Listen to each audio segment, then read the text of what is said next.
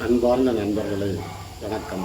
இன்றைய காணொளியில் மக்கள் பொதுவாக செய்யும் முதலீடுகள், அதில் உள்ள சாதக பாதகங்கள் பற்றி பார்க்கலாம். இன்றைய காலகட்டத்தில் மக்கள் கீழ்கண்ட முதலீடுகளை மேற்கொள்கின்றனர்.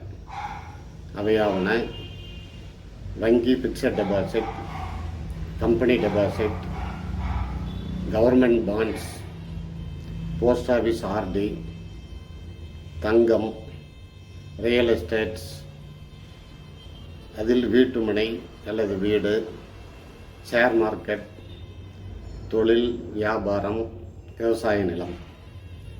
இவைகளின் வருமானங்களை ஒப்பீடு செய்யும் முன் பின்வரும் டெர்ம்ஸ்களை புரிந்து கொள்வது அவசியமானதாகும்.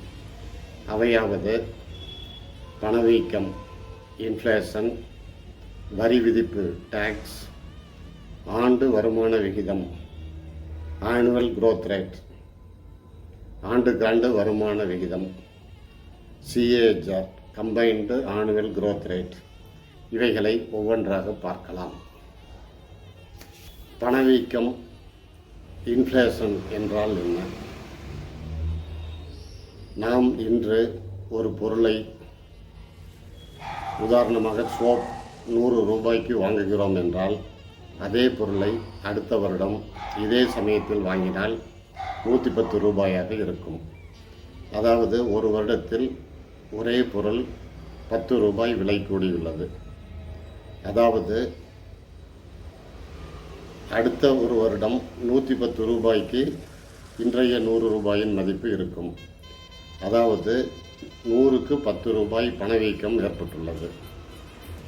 இன்று நீங்கள் 100 ரூபாயை பெட்டியில் வைத்து பூட்டிவிட்டு அடுத்த வருடம் பொருள் வாங்கினால், இன்றைய 90 ரூபாய்க்கு கிடைக்கும் பொருள்தான் ஒரு வருடம் கழித்து 100 ரூபாய்க்கு கிடைக்கும். அதாவது பணம் 10 ரூபாய் தேய்ந்துள்ளது. இதுதான் பணவீக்கம். இந்தியாவில் தற்போது பணவீக்கம் 7% உள்ளது. நாம் செய்யும் முதலீடுகள் 7% தாண்டி வளர்ந்தால்தான் பணம் வளருகிறது என்று அர்த்தம். அதாவது இன்றைய 100 ரூபாய் அடுத்த வருடம் 107 ஆகியிருந்தால் பணம் வளரவில்லை, அப்படியே உள்ளது என்று அர்த்தம். இரண்டாவது, வரி விதிப்பு, டேக்ஸ். நாம் செய்யும் முதலீடுகளுக்கு வரும் வருமானத்திற்கு அரசாங்கத்தால் வரி விதிக்கப்படுகிறது. ஆகவே அதனையும் கழித்தால்தான் உண்மையான லாபம் என்னவென்பது தெரியும். மூன்றாவது, ஆண்டு வருமான விகிதம், அதாவது ஆனுவல் growth rate. நாம் இன்று ஒரு பொருளை 100 ரூபாய்க்கு வாங்குகிறோம், அடுத்த வருடம் 110க்கு விற்கிறோம் எனில் ஆண்டு வருமான விகிதம் 10%. அதாவது 10 ரூபாய் லாபம் வந்ததால் 10%.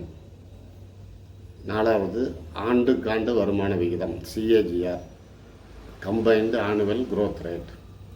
அதாவது நாம் சில ஆண்டுகளுக்கு முன்னர் ஒரு முதலீடு செய்திருந்தால் தற்போது அதனுடைய வருமானத்தை கணக்கீடு செய்யும் முறையாகும். அதாவது முதல் வருடம் 10% லாபம் கொடுத்திருக்கும், அடுத்த வருடம் 12% லாபம் கொடுத்திருக்கும், அடுத்த வருடம் 8% லாபம் கொடுத்திருக்கும். இவ்வாறு எத்தனை வருடங்கள் ஆனாலும் தற்போது லாபம் என்ன என்பதை அளவிடும் கருவிதான் CAGR.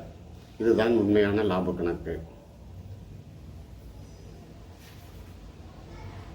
அடுத்த காணொளியில் நாம் செய்யும் முதலீடுகள் உண்மையில் எவ்வளவு வளரும் என்பதை பார்க்கலாம். நன்றி, வணக்கம்.